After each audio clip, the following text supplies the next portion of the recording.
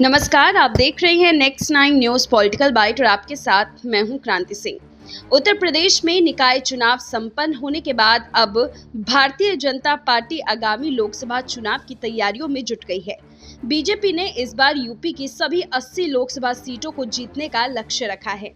इस लक्ष्य को पूरा करने के लिए पार्टी 1 महीने तक महाजनसंपर्क अभियान चलाने जा रही है।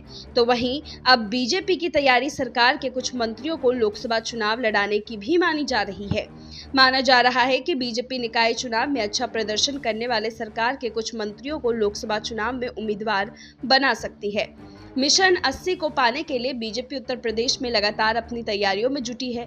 30 मई से लेकर 30 जून तक बीजेपी का जहां महासंपर्क अभियान चलेगा, तो वहीं अब बीजेपी की तैयारी है कि सरकार के कुछ बड़े चेहरों को भी चुनावी मैदान में उतारा जाए। पार्टी ने इसके लिए अपनी तैयारियां भी शुरू कर दी है। दरअसल कुछ मंत्रियों की उनकी क्षेत्र में क्या लोकप्रियता है, इसको लेकर पार्टी एक रिपोर्ट तैयार करा रही है। खबरों की माने तो सरकार में कुछ बड़े चेहरे लोकसभा चुनाव में अपनी ताल ठोक सकते हैं। पार्टी के प्रदेश अध्यक्ष भूपेंद्र चौधरी ने भी इस बात के संकेत दिए हैं। उनका कहना है कि चुनाव कौन लड़ेगा कौन नहीं, इसको लेकर बीजेपी में चयन की एक प्रक्रिया है, लेकिन सरकार के मंत्री भी पार्टी के कार्यकर्ता हैं और अगर पार्लियामेंट्री बोर्ड कोई निर्णय लेता है तो वो सभी के लिए मान्य होगा। चर्चा इस बात की है कि इस बार रायबरेली, प्रयागराज, उन्नाव, कानपुर, फतेहपुर, बरेली, पीलीभीत, लखीमपुर, बलिया, मैनपुरी की लोकसभा सीटों पर बड़े चेहरों को चुनावी मैदान में उतारा जा सकता है।